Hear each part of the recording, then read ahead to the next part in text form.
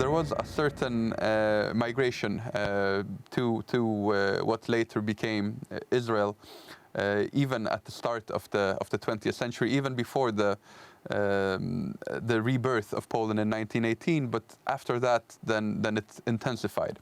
So you had quite many Jews from Poland heading back to the Holy Land, and there were contacts between Polish officials and Jews that were somehow leaders in that group. It must be remembered that at the time, naturally, the Jews were not in control of the territory. They had not their own state.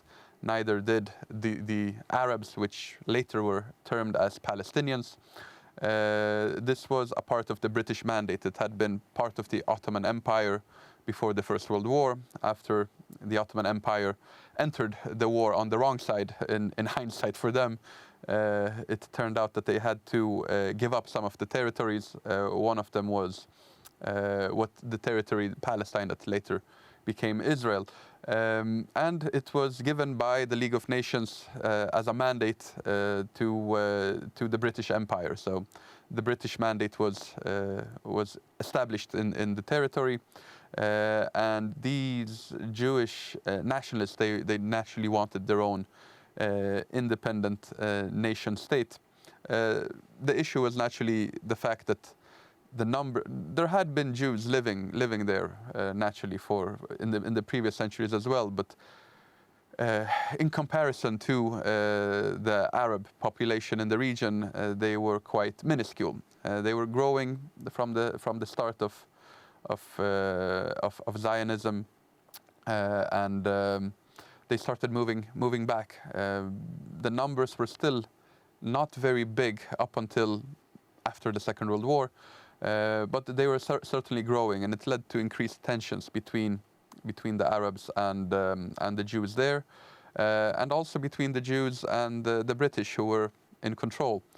In 1936, one of the leaders or technically a founder of revisionist Zionism, Zev Jabotinsky, a Russian Jew, so technically even all the Russian Jews are initially Polish Jews. This is a side story, but it could be worth mentioning that all the Jewish viewers will know what the Pale of Settlement was. The Pale of Settlement was basically the borders of the Polish-Lithuanian Commonwealth up until its first partition in 1772, when the Russian Empire took over large parts of what had been the Polish Commonwealth. The Russians up until that point had very, very few Jews on their territory.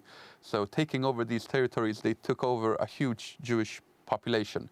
But they did not want that population to mix with the rest of Russian society. They did not want to let them travel freely around the Russian Empire. So they started this border along the old border of the Polish-Lithuanian Commonwealth and told the Jews, you're not allowed to move outside of it. However, over time, as well, more than a century passed by, from 1772 up until 1918, you have, 140, 150 years almost, and there was a certain process of Russification. The Jews, despite naturally suffering through horrible persecution in Russia. We all know the word pogrom, for example, being a Russian word. Some of them did reach important positions in the Russian Empire. They swore allegiance to their new state, and over time, many of them forgot their Polish roots, so to say, and they became Russian Jews. And Zev Jabotinsky was one of them.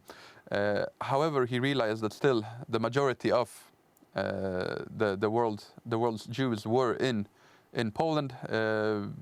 Naturally, the emigration to the U.S. had also been significant in the previous decades. So the population of American Jews was catching up with the population of Polish Jews. But nevertheless, these were the two centers of world Jewry, you could say.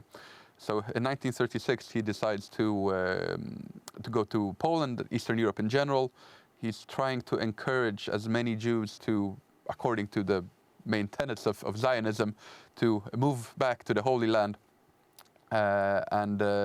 He entered into contacts with the various governments. On September 9th, 1936, he meets with the Polish government. They started discussing plans of relocation of large numbers of Jews to Israel.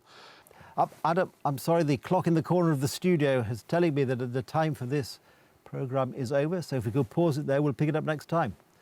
There we are, as usual, time has defeated us, but fear not, if you join us next time, as we hope you will, we will continue the story here on Poland Daily History.